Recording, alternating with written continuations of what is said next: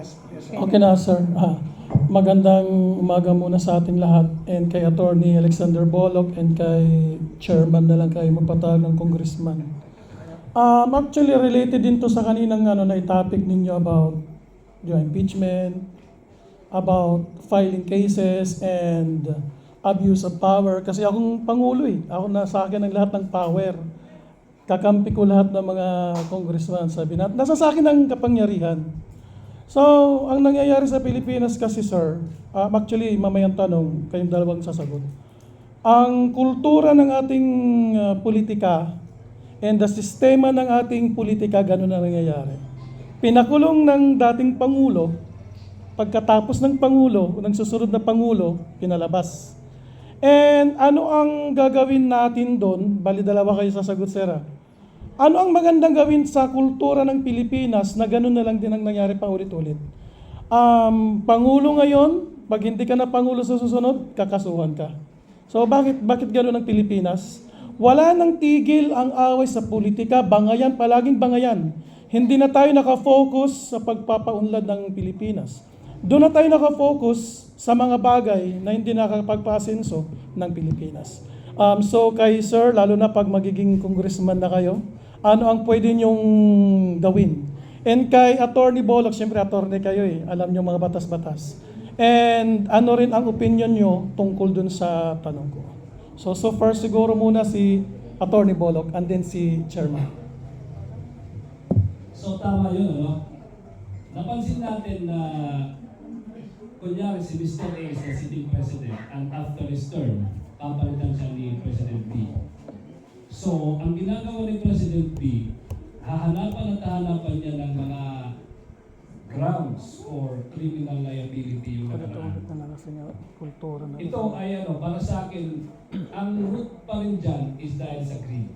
Dahil bakit? Ayaw na niya magpapalit So, ang ginagawa ngayon, which is very, very clear, hindi lang sa presidente, kundi sa lahat ng posisyon, kahit yung barangay chairman. Pag ang barangay chairman natalo na, yung dati niyang lupon, kalaban na ng bagong chairman. Dahil na rin po sa ugaling natin. Gusto natin na tayo na lang ang nandyan. Dahil pa rin sa greed. Kaya, para sa akin, kung ako ang mailalagay sa mga posisyon gano'n, ang importante, move forward lang tayo. Kung anong mali sa nakaraang administrasyon o sa maling pamamalakad ng unang humawak ng posisyon, baguhin mo na lang. Ito ay maging challenge mo kung paano mo improve yung governance mo. Kasi you cannot put up a good government using the bad records of the previous administration. So gawin mo na lang. Kunyari, naging corrupt masyado yung, kunyari, mayor ka at napalitan mo siya. Ipakita mo sa tao na hindi ka tulad ng nakaraang mayor na papakulong siya. Maliban lang kung talagang personal crime. Pero kung related to his services, performance na nangyari na, hayaan mo yun. Kasi if we want change in the political system, dapat nasa puso ng leader niya. Baka kung nandyan, Sir Raul, sasabihin ko sa inyo, hindi ko titignan yung mga past events, kundi magpo-focus ako kung paano gumawa ng panibagong hakbang in the future. Kasi magiging lang tayo we will not be moving forward. Wala tayong matutunan. So babalik at babalik. Kasi kung ginawa ko sa iyo yan, sasabihin mo sa susunod na eleksyon, pag ako nanalo, ikaw naman nandito sa kulungan. Ako naman ang nasa labas. So para mabago yan, tanggalin natin yung sistema ganun, mawa tayo ng hakbang, makipag-isa tayo sa kanila, para magpaunlad ng bayan natin. Magtrabaho tayo. Whether we are political enemies or allies, trabaho natin na paglingkuran yung bayan natin. So mas maganda siguro, sa halip na kalabanin mo yung nakaraan, gawin mo silang kaibigan for purposes of good governance. Yun lang po. Bigyan ko naman kay Chairman. Kumpletuhin ko yung premise mo, sir. Yung pinakulong ng dating presidente, Pinalabas ngayon. palalabasin ng bagong presidente. Tapos yung dating presidente, pakukulong naman ng bagong presidente. Ganun ang ganun dito. Pag naging presidente ka, ikaw naman pakukulong. Tama po yan. Again, it's politics. Ano?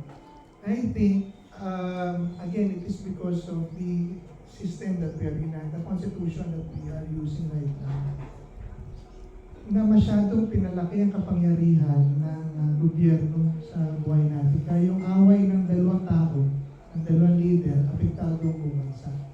That's why I will keep pushing the Constitutional Convention so that we can break the powers that we given government.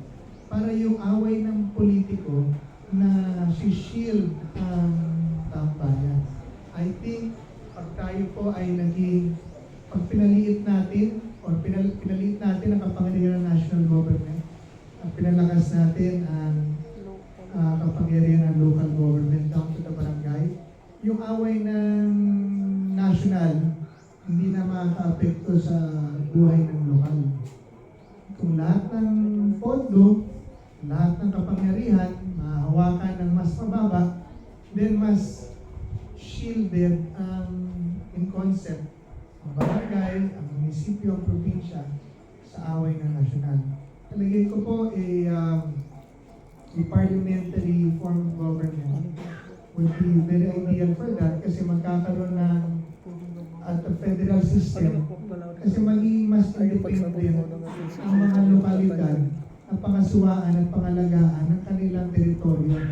So, ibig sabihin, kahit mag-away-away ang presidente at vice president doon at pag they decide na because of politics, magpahulungan, magpalitan, magtanggalan, hindi naman tayo apektado dito sa lokal dahil we still have our businesses, we still have our security.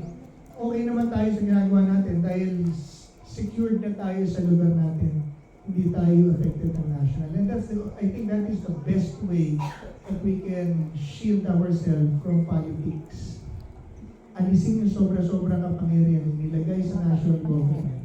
At ibaba po yan sa local government. That's why I'm pushing for, again, the constitutional convention para sa isang convention na yan. Magkaroon talaga tayo ng, ang tao, magkaroon talaga ng direct representative sa gagawa ng bagong saligang batas. Huwag na yung Constituent Assembly dahil puro mga elected congressmen na nga yan. Problema nga, marami sa kanila, sila na ang problema natin. So, yun po ang aking nakikita.